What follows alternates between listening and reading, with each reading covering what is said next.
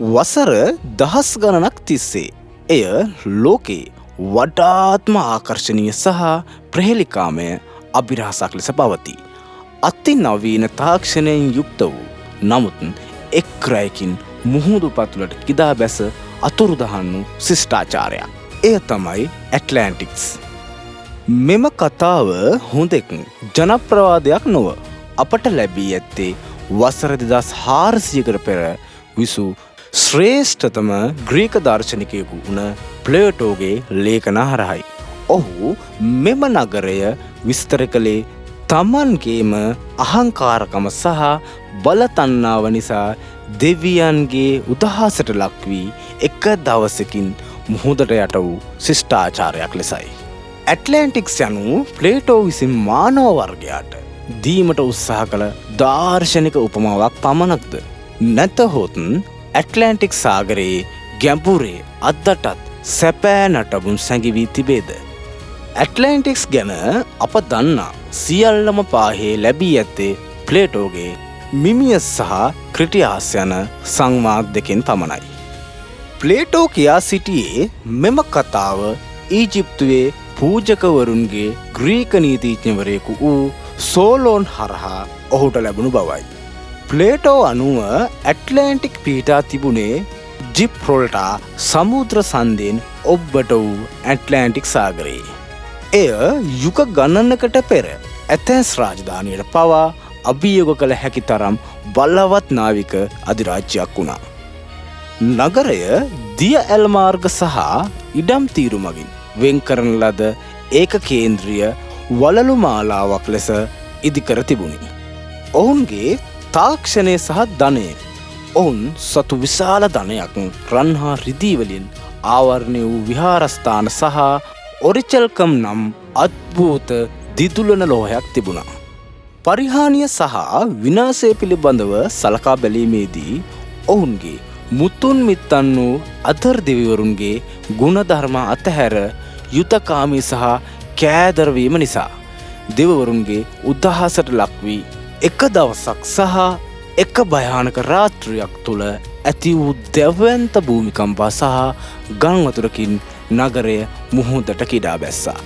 ප්ලේටෝගේ විස්තරය සත්‍යයයි විශ්වාස කළ බොහෝ දෙනෙක් සියවස් ගණනාවක් තිස්සේ ඇට්ලැන්ටික් සෙව්වා.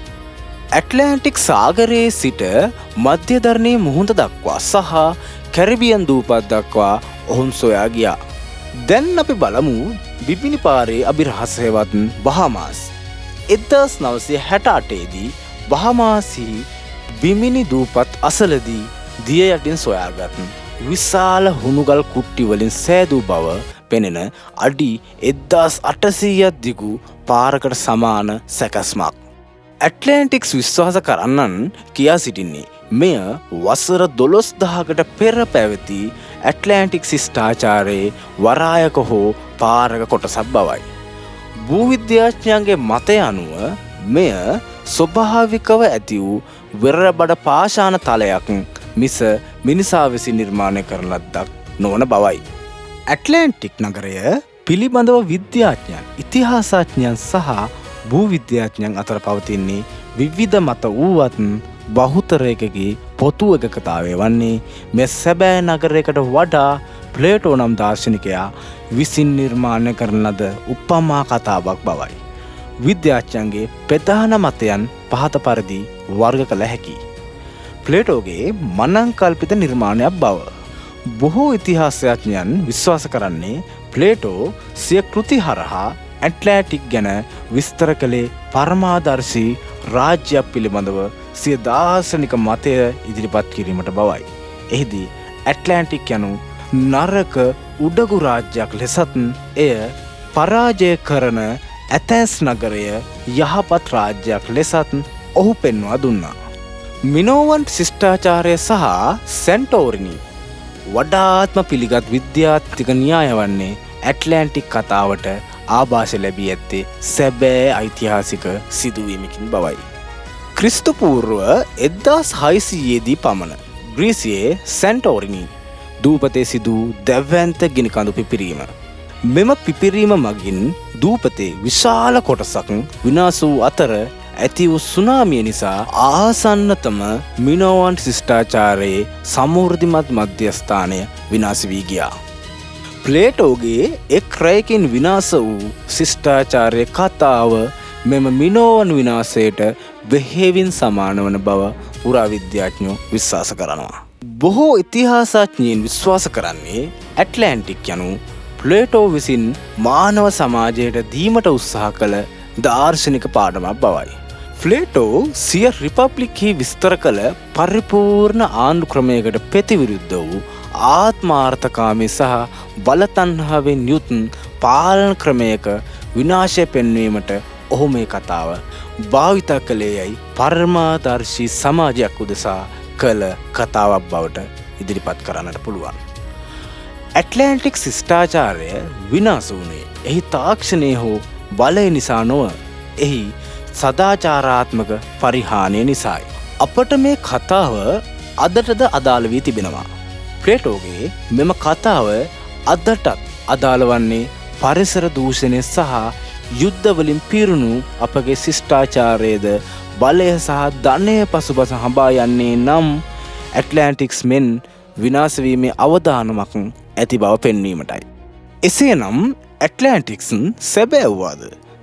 භෞතික සාක්ෂි අනුව ඇට්ලැන්ටික්ස් නගරය ප්ලේටෝ විස්තර කළ ආකාරයටම ඇට්ලැන්ටික් සාගරයේ තිබූ බව ස්ථිර සාක්ෂි නොමැත. කතාවේ මුල් ආభాෂය සැබෑ මිනෝවන් විනාශයෙන් ලැබෙන්නට ඇත. නමුත් ඇට්ලැන්ටික්හි මිත්‍යාව පවතින්නේ අපගේ මනසේ. එය පරිපූර්ණත්වයේ සහ පසුව සිදුවන අපගේම වැරදිවලින් සිදුවන විනාශයේ සංකේතයකි. අපට ඇට්ලැන්ටික්හි නටබුන් සොයා ගැනීමට නොහැකි වුවත් ලෝකයේ තවත් බොහෝ මුහුදට යට වූ සැබෑ නගර සහ ශිෂ්ටාචාර තිබෙනවා. ඒවා අපට මතක් කර දෙන්නේ කාලයාගේ ඇවෑමෙන් සහ ස්වභාවික විපත් නිසා ඕනෑම ශිෂ්ටාචාරයක් විනාශ වී යා හැකි බවයි. ඇට්ලැන්ටික් යනු සත්‍ය කතාවක් යයි ඔබ විශ්වාස කරනවාද? නැතිනම් ප්ලේටෝගේ උපමාවක් පමණක්ද? ඔබේ අදහස කමෙන්ට් කරන්න. තවත් ලෝකයේ අභිරහස් ගැන දැන ගැනීමට අපගේ නාලිකාව සබ්ස්ක්‍රයිබ් කරන්න.